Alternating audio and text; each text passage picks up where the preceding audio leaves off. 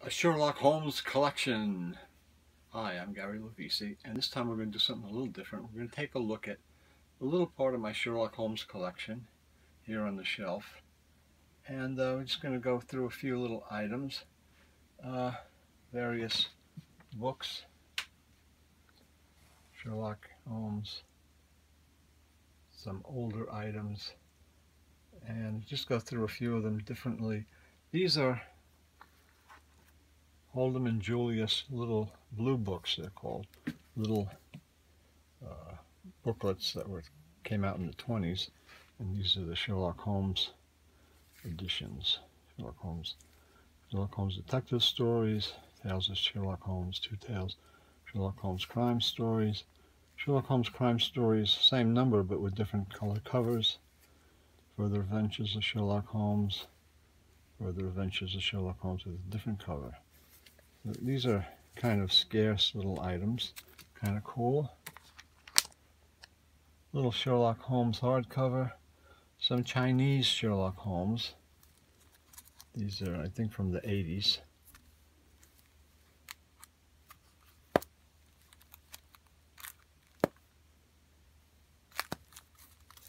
These are, if I can get them out, these are Torchnitz Sherlock Holmes.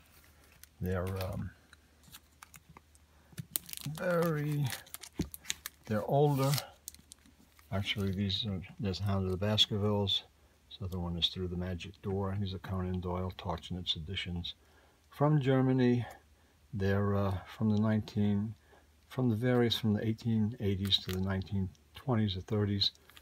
They were, this is from 1926, printed in English for circulation and selling them on the continent in Europe. The Sherlock Holmes card. Sherlock Holmes, all picture. These are British, 9 and 10 shillings. This is Hound of the Baskervilles, of course.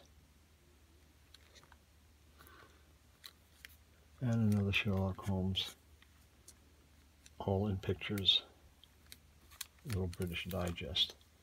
And then a lot of paperbacks, American paperbacks mostly.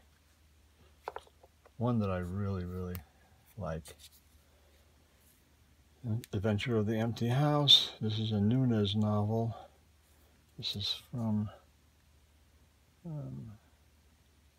I believe it's the 1920s. Very scarce. The Sign of the Four. This is Frank Munsey, 1897.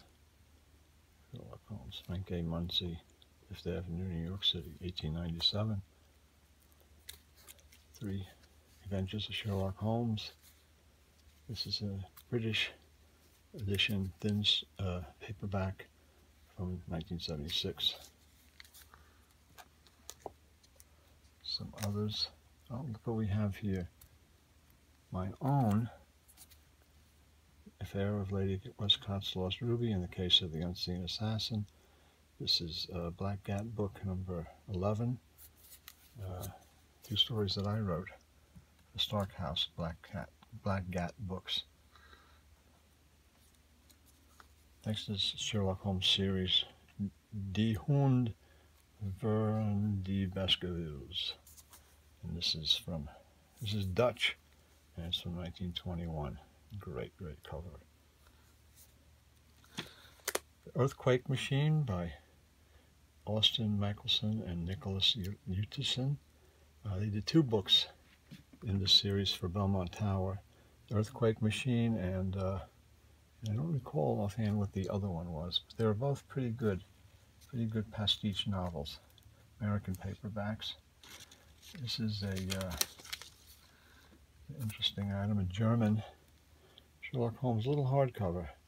Der Watson's Abwegnegler. I don't know what that is. It's from 1918, 6 stories. And this is like right after World War I. German Sherlock Holmes. Next, Arthur Westbrook Company in Cleveland, Ohio, around 1890 to 1910, did a bunch of Sherlock Holmes books. These are pirated editions. Doyle wasn't paid, and these were kind of dime novels. And this is from 1910, Case of Identity. There's another one, The Sign of the Four. These are really, really rare, really scarce. This is these are two of my own books that were published by Ramble House, Fender Tucker. What he did was, when he published these books, Secret Adventures of Sherlock Holmes and More Secret Adventures of Sherlock Holmes, stories that I had published, including my Mystery Writers of America Edgar-nominated story is in here.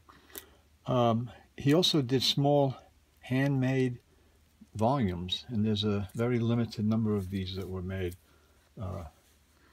This one has a map on the back of London, where like a Dell map back, even with the logo, except with the Ramble House skull. So these were handmade, hand-printed, hand-bound little paperbacks for men only. Very, very tough to find British magazine. This is from May 1951. And another one of those Arthur Westbrook Company books, Beyond the City. Beautiful, beautiful copy. This is so impossible to find. Really nice. The Hound of the Baskervilles. This is a British pocketbook. It's a pocketbook, but it's a British pocketbook with the prefix B, number 7. So that's a very scarce one, nice one. You don't see that often. There's a nice copy of The Lost World, Arthur Conan Doyle's Professor Challenger novel, famous, made into a famous movie. There it is. So there's Scandal in Bohemia, the Arthur Westbrook Company. There's The Poison Belt, Noona's copyright novels. This is British, from, I'm not sure, maybe like 1910. A really cool movie and a really cool book, They Might Be Giants. James Goldman wrote it, and it starred George C. Scott, Joanne Woodward. Very tough to find American Lancer pastiche novel. Another great one, great reading one is Sherlock Holmes' War of the Worlds by Manly Wellman and his son, Wade. These originally appeared as stories in Fantasy and Science Fiction magazine, and they were collected into this first book edition in the 1970s. And the one from 1976, The Giant Rat of Sumatra by Richard L. Boyer. There's a lot of people that have written pastiches of Sherlock Holmes. This is probably considered to be one of the best of them all. It's just a great, great read, and it's really Sherlock Holmes as Doyle made him. So that's Giant Rat of Sumatra. There's other books under that title, but there's one by Richard L. Boyer is the one that you want to read. Another interesting old book, Street and Smith's Library, circa 1905. The Man from Archangel, A. Conan Doyle.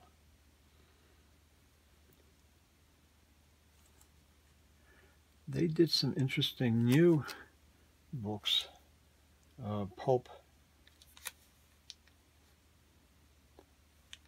I think this was Pulp Adventures, Hound of the Baskervilles, with a really cool cover art. These are new. They're British. What else? There's a lot of stuff here. I can go through. Just various little things. Sherlock Holmes white bread coaster, right? Coaster, yes. It's from a bar.